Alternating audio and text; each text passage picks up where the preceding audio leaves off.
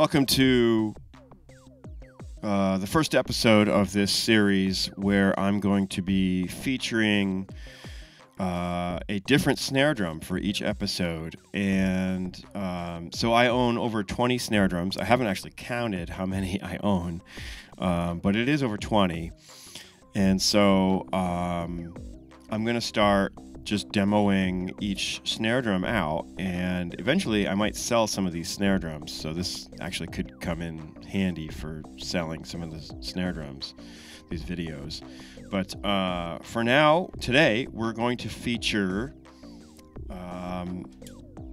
one of my favorite drums to use on local gigs around town. This is a Tama SLP dry aluminum snare drum.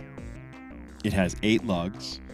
I don't know exactly the shell thickness. I haven't done any research on this drum, but it's got the center bead. It's a similar kind of setup to your Ludwig acrylite. The strainer here, so you can see it on that camera, is just a simple clam, open, closed kind of. It's not the real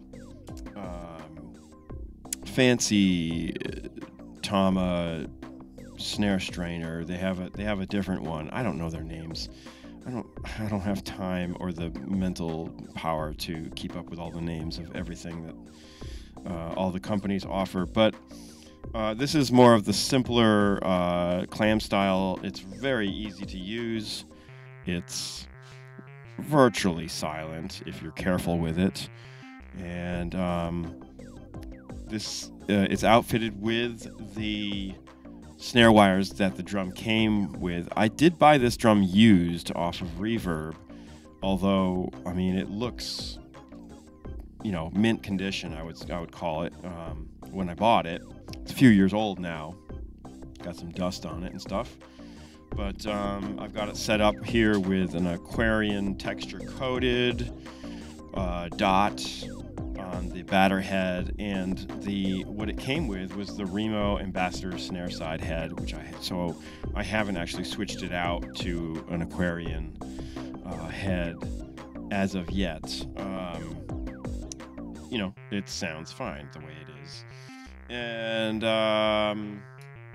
So yeah, I believe it's a 5.5 inch deep drum, and right now it's tuned to sort of medium. I would call it a medium tuning.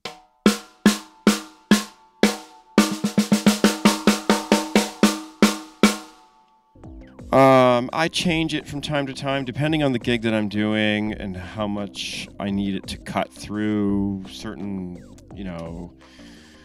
venues and whatnot. The most recent gig I used it on actually was with the Nashville Symphony. So it was tuned like this, and I had as you see, I have the snare weight here, this leather snare weight, which kind of just deadens the drum, and that was how I had the drum tuned for the symphony gig, which was like an evening of romance and love ballads. I played. It was a Valentine's Day special concert, and so this was how I had the drum set up for that show, and I haven't touched it since.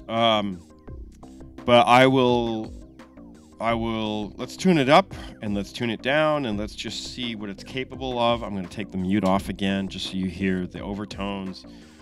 Here's the drum without the snares. I can hear the snares rattling.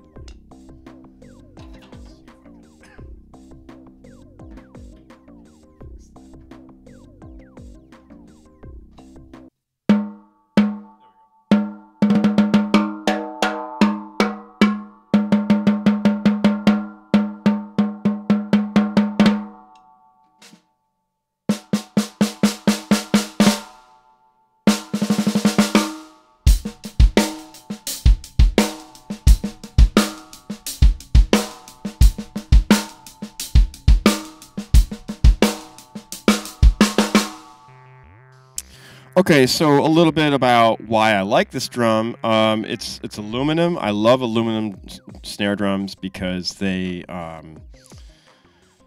you know, it's a metal it's a metal drum that is not actually metal, is it? It's aluminum. But it's not a wood drum. But aluminum, for me, in my ears, tends to sound the most like a wood drum, so it has sort of a woody character to it. Again, it's kind of a dry, hence the name, the dry aluminum. It has a dry tone to it, so it's pretty articulate, but not quite as loud or, you know, has as much presence as a brass drum, for instance, or maybe a different metal of drum, like a steel drum. So you know, it's just like an acrolite in a lot of ways, but like a modern acrolite, and that's kind of my issue with most acrolite drums, is that, you know, I always worry about them when I bring them to a gig, because I'm afraid that they're just going to fall apart on the gig, and then, you know, and then what?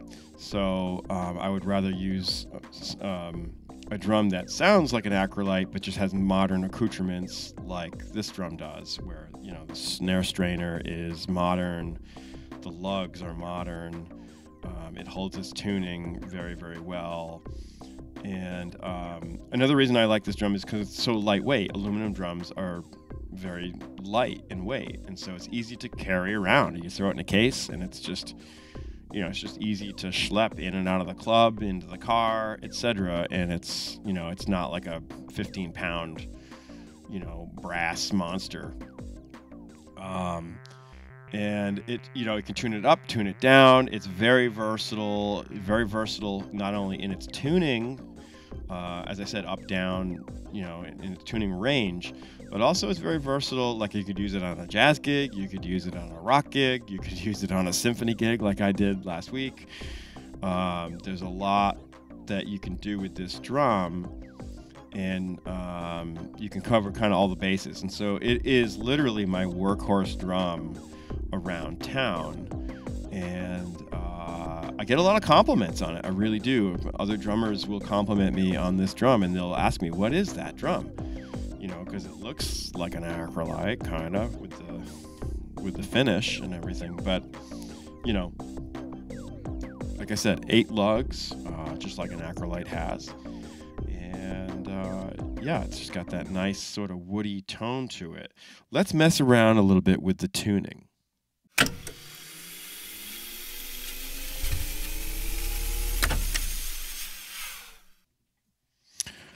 Okay, so I tuned it down a bit. Now it has a nice sort of, I would call it like a medium-low tuning.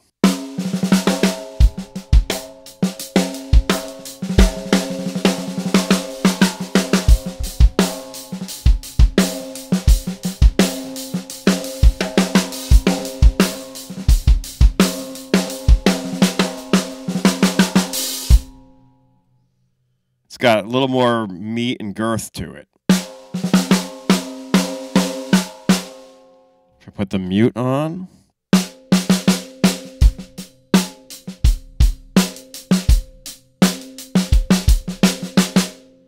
Okay, so I'd probably use a tuning like this more on a country gig, like a country covers gig, if I'm playing downtown on Broadway here in Nashville. You know, it's just got that nice sort of honky, like you can play like cool train beats with it.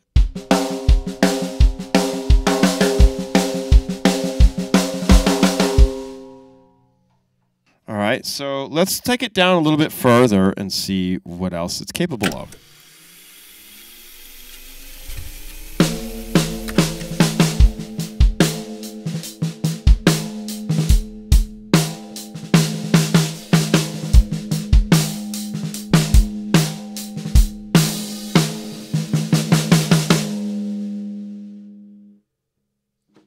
Tons of character. This is with the mute on. Oh, I like that.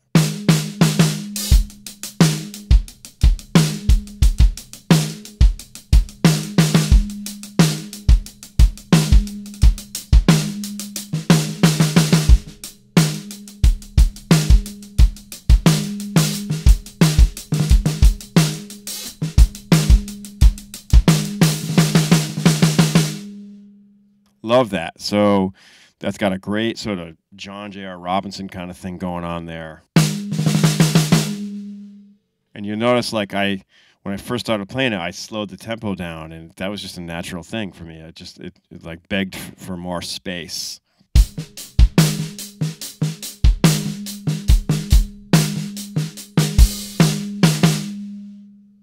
A little bit of a weird hum in there, but I would take that out probably with some EQ and whatnot. Hear that? So, you know, I'm just kind of going around the drum, just real quick tuning it. But, you know, I might try and search and get rid of that if I was going to play a gig or a session.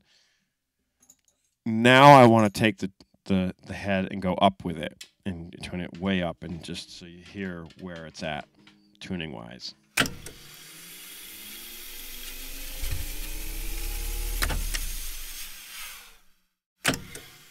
Okay.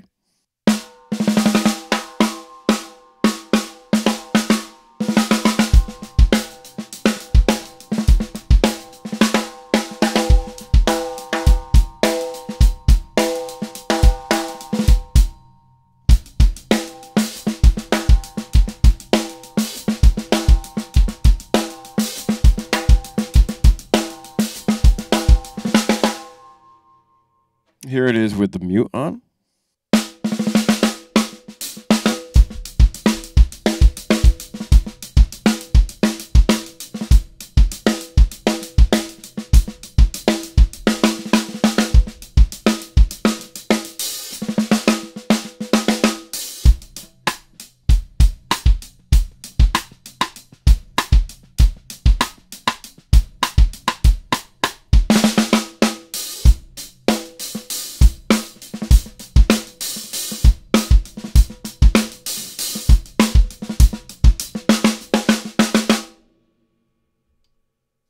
So yeah, there you go. I could tune it up higher even. It'll go higher, get real poppin'. But I think you get the point. You know, I mean, it's a really versatile drum, and just like I said, just a workhorse of a drum.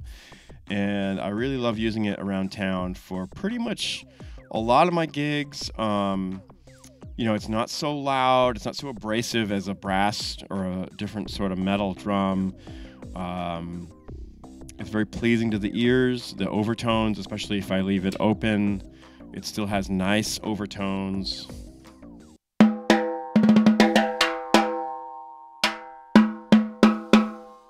And as I said, I get compliments on it all the time from other musicians who might be in the same room as me playing. So, yeah, do yourself a favor and check out the Tama SLP dry aluminum. I think they're sort of in the $350 to $400 range, and that's probably close to what I paid for mine. Something probably around $350 because mine was used, as I said, but barely used. So yeah, I really like this drum a lot, and I plan on keeping it and using it on many more gigs in my future. So hope you enjoyed this video. Like and subscribe, and if there's any questions you have, write them down in the comments. Any comments at all. I want to read your feedback. As I said, this is the first video in a new series that I'm starting, and I don't actually have a catchy name for it yet, but maybe I'll come up with something before uploading. But nonetheless, thanks for watching, and stay tuned for more of these videos featuring more of the over 20 different snare drums that I own and mostly use.